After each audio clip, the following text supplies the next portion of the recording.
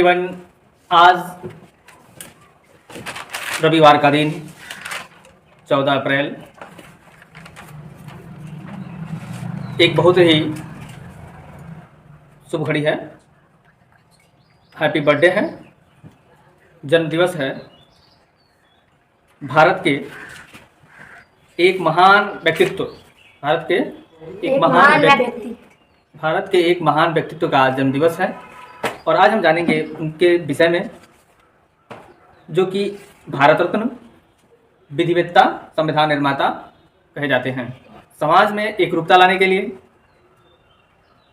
समाज को सुधारने के लिए, समाज में तमाम कुरीतियाँ थी उस ज़माने में इनका जन्म होता है और ये जो है कि उस कुरीतियों को क्या करते हैं, दूर करते हैं, उस आडंबर को दूर करते हैं। तो एक समाज सुधारक के रूप में भी इनको जाना जाता है। समाज का सुधार इन्होंने किया था। भारत के सर्वोच्च नागरिक जो सम्मान है भारत रत्न, उससे भी इनको सम्मानित किया गया था। मरणोपरांत किया गया था, 1990 में किया गया था। संविधान का निर्माण में इनका महत्वपूर्ण भूमिका रहा। इनको संविधान का जनक भी कहा जाता है, पिता भी कहा जाता है और संविधान निर्माता कहा जाता है। भारत रत्न से सम्मानित थे, विधिवेत्ता थे, विधि के जानकार, कानून के बहुत बड़े जानकार थे। आज़ाद भारत के प्रथम कानून मंत्री भी बनाए गए थे, स्वतंत्र भारत के। अपनी माता पिता के 14 संतानों में से एक थे, जिनका नाम डॉक्टर भीमराव रामजी अम्बेडकर था। आप लोग देखेंगे यहाँ बोर्ड पर लिखा गया है, भारत रत्न डॉक्टर भीमराव रामजी अम्बेडकर। डॉक्टर साहब 4 विषय से PhD किए थे। इनका जन्म जो है 14 अप्रैल 1891 में महू जिला है, मध्य प्रदेश राज्य है, उसी वहीं पे हुआ था।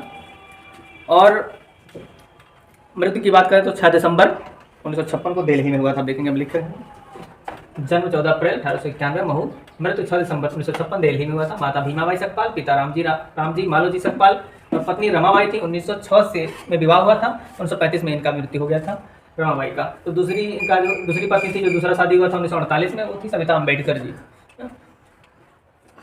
और आज इनका हैप्पी बर्थडे है, पूरे देश में बड़ी धूमधाम से मनाया जा रहा है।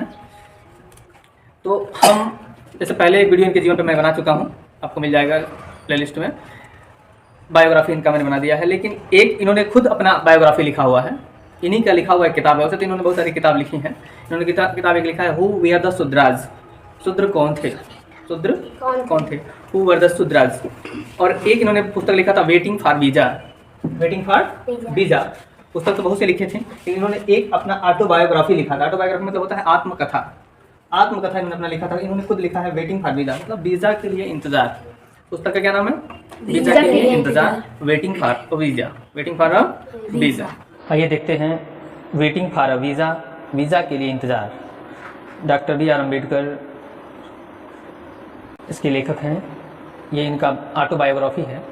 इसके कुछ अंश को हम देखते हैं, इससे पता चलेगा उस समय के सामाजिक जीवन, सामाजिक परिवेश, रहन सहन आदि को किस प्रकार से जो है कि प्रस्तुत किए हैं, कि कैसे जो है कि अछूतों के साथ किस प्रकार से भेदभाव होता था। इसका अनुवाद हिंदी अनुवाद जो है कि सविता पाठक ने किया है और इसका हम कुछ लाइन पढ़ेंगे, यहाँ से देखेंगे आप लोग। इन चंद लाइनों को मैं पढ़ के सुनाता हूँ। आज हम सब डॉक्टर अम्बेडकर को जानते हैं, पर इसका एहसास कम ही लोगों को है कि इतने प्रतिभाशाली और काबिल होने के बाद भी सिर्फ महान परिवार में जन्म होने के कारण उन्हें कैसी परिस्थितियों का सामना करना पड़ा था। एक बार तो वो मरते मरते बचे। ये देखेंगे, ये उनकी पुस्तिका है, वेटिंग फॉर वीज़ा, संयुक्त राज्य अमेरिका के कोलंबिया विश्वविद्यालय के पाठ्यक्रम में शामिल है। देखिए यहाँ पे ये पूरा लाइन यहाँ से पढ़ते हैं हम। भारत के विश्वविद्यालयों में डॉक्टर अम्बेडकर की ऐसी कोई किताब शायद नहीं पढ़ाई जाती, पर उनकी पुस्तिका वेटिंग फॉर वीज़ा संयुक्त राज्य अमेरिका के कोलंबिया विश्वविद्यालय के पाठ्यक्रम में शामिल है। इसकी रचना लगभग 1935 से 36 की मानी जाती है इसका प्रकाशन सबसे पहले पीपुल्स एजुकेशन सोसाइटी द्वारा 1990 में हुआ था। आइए हम, ये प्रस्तावना है, ये अध्याय 1 है, बचपन के दुस्वप्न बनी कोरेगांव की यात्रा। कोरेगांव की यात्रा से संबंधित एक जो है कि छोटा सा मैं बताता हूँ आपको किस्सा। आइए देखिए, जब इनको कोरेगांव जाना था, इनके पिता ने जो है कि इनके पास संदेश भेजा था। उस संदेश को पढ़ करके जो है कि ये कोरेगांव के लिए तैयार होते हैं लोग और इनके भाई बहनों के साथ जो है कि स्टेशन में पहुंचते हैं। और इनको कहा गया था कि अब कोरेगांव जाने के लिए आपको मसूर में उतरना है, जो कोरेगांव का सबसे नज़दीकी स्टेशन है। तो वहाँ पे जाने के लिए तैयार होते हैं लोग, बड़े हाव भाव से, अंग्रेजी ठाट बाट से जो है कि और जाने के लिए तैयार होते हैं। ये पहुँचते भी हैं स्टेशन पे, लेकिन स्टेशन पे पहुँचने के बाद वहाँ पे कोई आता नहीं है इनको लेने। इंतज़ार करते हैं वहाँ पे खड़ा होके, तब घंटा भर बीत जाता है। तब स्टेशन मास्टर इनके पास आकर पूछता है कि टिकट देखता है, पूछता है कहाँ जाना है। तो ये लोग जो है कि बता देते हैं कि यहाँ जाना है। तो वह काफ़ी चिंतित होता है, इनको देखकर काफ़ी परेशान होता है। वो समझता है कि ये ब्राह्मणों के बच्चे हैं। यहाँ देखिए लिखे हैं, बाबा साहब ने लिखा है इस लाइन में, इस लाइन को पढ़ते हैं हम। सुनिए, देखिए इस लाइन में जो है कि आपको दिखेगा कि यहाँ पर देखेंगे आप, लिखा हुआ है, स्टेशन मास्टर को यकीन हो गया था कि हम ब्राह्मणों के बच्चे हैं। वे हमारी परेशानी से काफ़ी दुखी हुए। वो फौरन अपने अब वह जो है कि दुखी हुआ। लेकिन जैसे कि ये कह रहा है कि भारतीय परंपरा है, लेकिन हिंदुओं में जैसा आमतौर पर होता है, स्टेशन मास्टर पूछ बैठा कि हम कौन हैं। मैंने बिना कोई सोचे समझे तपाक से कह दिया कि हम महार हैं। और जैसे वह सुना दंग रह गया और उसके चेहरे का भाव बदलने लगा और फौरन वहाँ से चला गया और हम वहीं पर खड़े रहे। कुछ समय और बीता, उसके बाद से देखेंगे तो वहाँ की बहुत सारी बैलगाड़ियाँ हैं थी जो किराए पर जाती थी, लेकिन इन लोगों के लिए ले जाने के लिए कोई बैलगाड़ी वाला तैयार नहीं हुआ। वो भी सुन लिए थे कि ये महार जाति के लोग हैं। बाद में दुगुना पैसा देने की बात कही गई।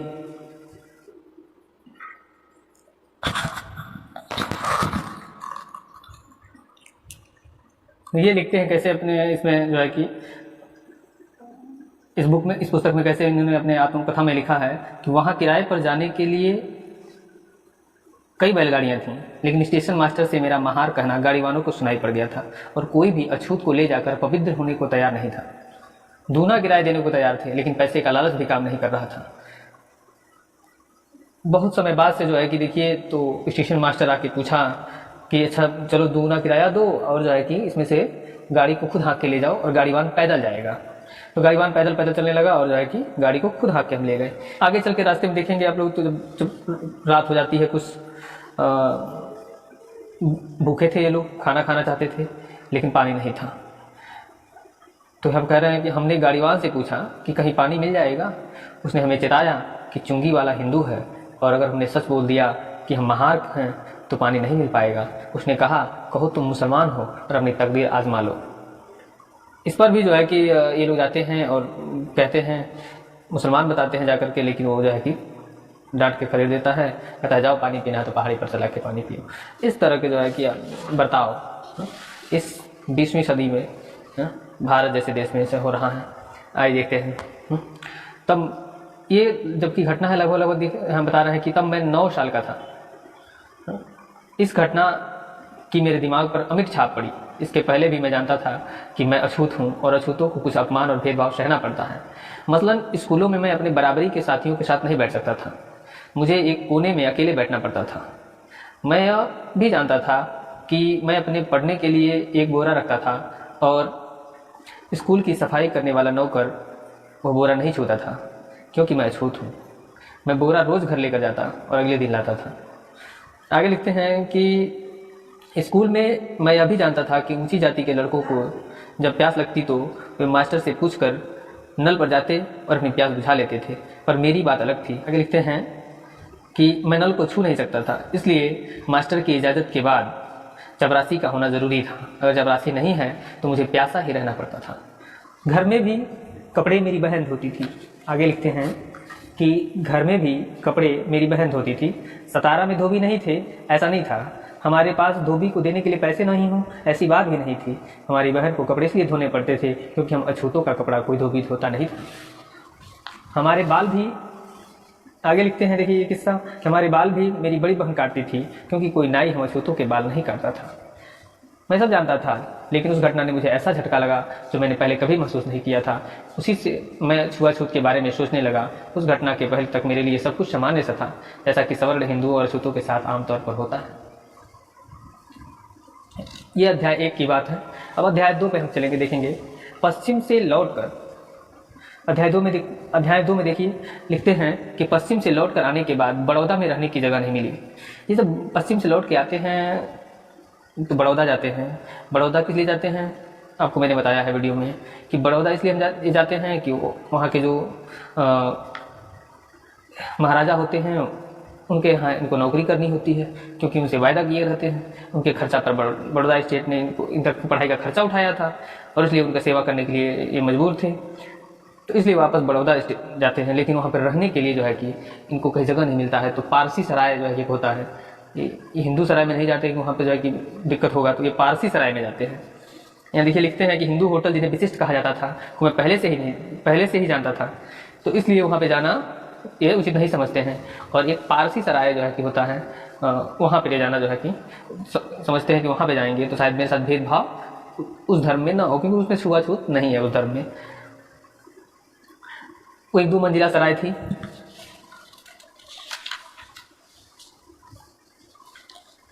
वहाँ पे जाने के बाद से जो है कि जो वहाँ का केयर टेकर होता है वो इन्हें जो है कि ले आता है ऊपर, कपड़ा बदलते हुए देखता है, इनको पहचान लेता है कि ये पारसी नहीं है कपड़ा पहनने के तरीके से। तो उसके बाद से जो है कि इससे पूछता है आप कौन हो, तो बताते हैं कि जो है कि ये मैं एक जो है कि महार जाति का हूँ, मैं हिंदू हूँ। तो वो जो है कि यहाँ पे रहने से इनको मना कर देता है, लेकिन फिर भी जो है कि ये रुपए के लालच दिखाते हैं उससे, तो रुपए का लालच देख करके वो रहने को तैयार हो जाता है। लेकिन कुछ दिनों के बाद से ऐसा होता है कि वहाँ पे एक समूह पारसियों का जब चला आता है, और जब ये बैठ करके पढ़ाई कर रहे होते हैं, ये इसमें बताते हैं कि वो इतना बढ़िया जगह भी नहीं था, वो मेरे लिए जेल खाना जैसा था, लेकिन उस समय में वो ऐसा मिल जाना मेरे लिए जो है कि वही बहुत बड़ी चीज़ थी। तो वहाँ पारसियों का समूह जो है कि आता है, और यहाँ पे लिखते हैं सब पारसी वाले क्या बोलते हैं, ये सभी लोग मेरे कमरे में इकट्ठा हो गए और उन्होंने मेरे ऊपर सवालों की बौछार कर दी। कौन हो तुम यहाँ क्यों आए हो? बदमाश आदमी, तुमने पारसी सराय को गंदा कर दिया। मैं खामोश खड़ा रहा, मैं कोई उत्तर नहीं दे सका, मैं इस झूठ को ठीक नहीं कर सका, यह वास्तव में धोखा था, धोखा पकड़ा गया। तो इस तरह से जो है कि उनको जान से मारने की धमकी, डांटना, फटकारना, गाली देना जो शुरू कर दिए वो लोग। तो लेकिन इनको कुछ सूझ नहीं रहा था, ये जो है कि कुछ बोल नहीं पा रहे थे उस समय। वो लोग चले गए, शाम तक वो लोग इनको जो है कि बोल गए कि शाम तक क्या करना है, तुम्हें जो है कि छोड़ देना है इस सराय को। समय ये मांगे, 1 सप्ताह का समय भी नहीं वो लोग दिए। उन लोग के चले जाने के बाद से जो है कि ये फूट फूट कर रोते हैं कि मेरा जो है कि उस जगह पे अछूतों में कोई मित्र नहीं था। एक हिंदू मित्र था और एक क्रिश्चियन मित्र था। तो हिंदू मित्र के यहाँ मैं नहीं जा सकता था, जा तो सकता था, लेकिन जो है कि वो उसका ये कहना था कि आपके आने से मेरे नौकर चले जाएंगे।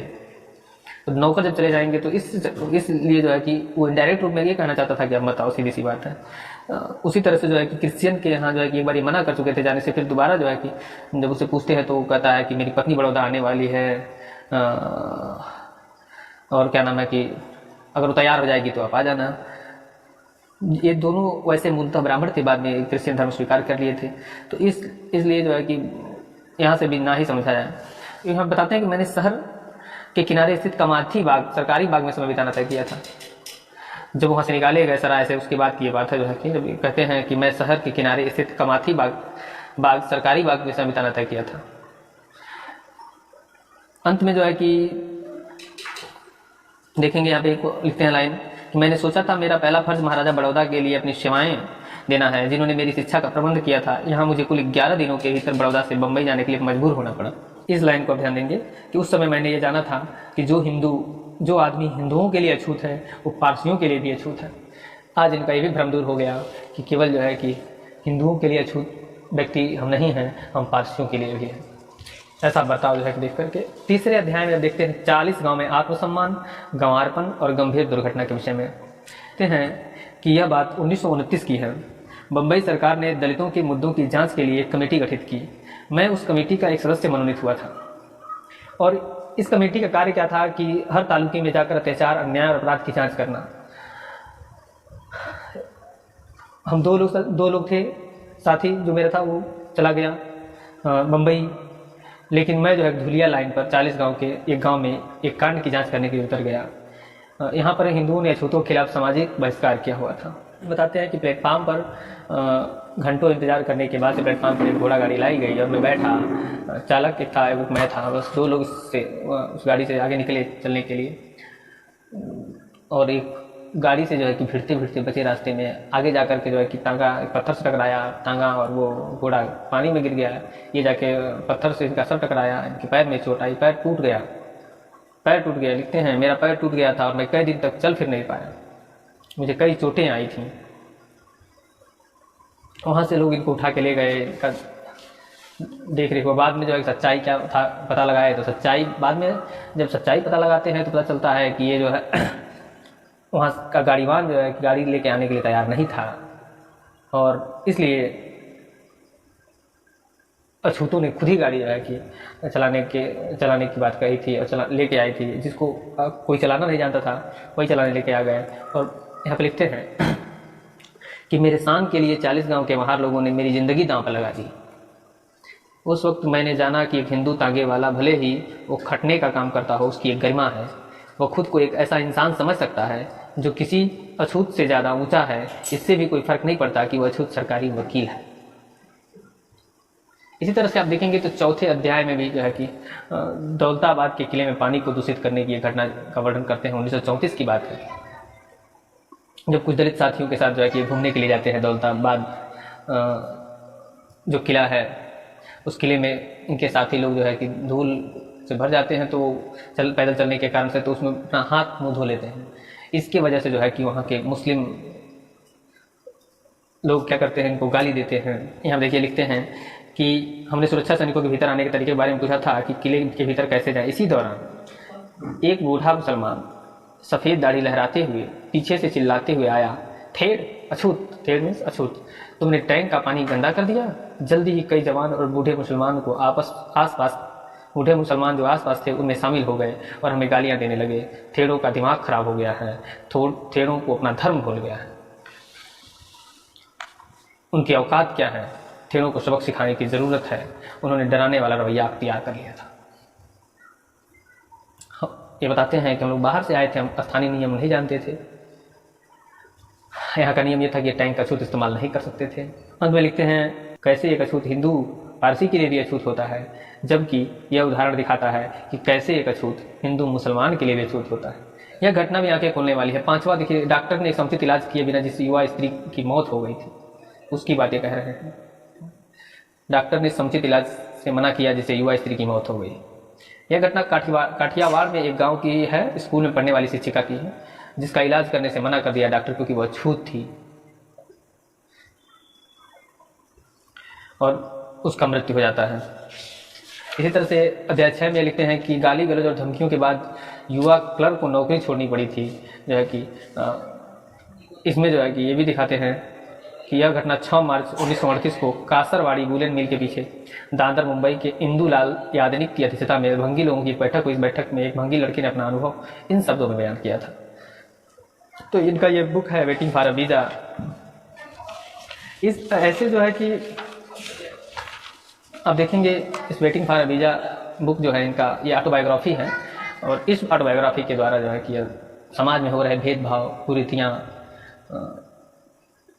अन्याय, आडंबर, पाखंड आदि को जो है कि दिखाने का प्रयास किए हैं। सामाजिक स्तर कितना निम्न हो गया था, लोगों का थिंकिंग जो है कि कितना निम्न हो गया था, जहाँ पे जो है कि कीड़े मकोड़ों को के बिलों पर तो मिठाइयाँ बिखेरी जाती थीं, लेकिन आदमी को एक कीड़े मकोड़ों से भी हीन समझा जाता था। तो ऐसी जो है कि समाज में जन्म लेने के बाद भी बाबा साहब डॉक्टर भीमराव ने इस समाज के दमनकारी नीति को, इस समाज के जो है कि गुलामी नीति को समाप्त करने का बीड़ा उठाया, और आज हम लोग स्वतंत्र हैं, आज़ाद देश में हैं, और अपनी बातों को पूरे जोर से रखने के लिए हम लोग सक्षम हैं। उसका देन है बाबा साहब डॉक्टर भीमराव अम्बेडकर और उनकी संविधान। दोस्तों, जय हिंद, जय भारत।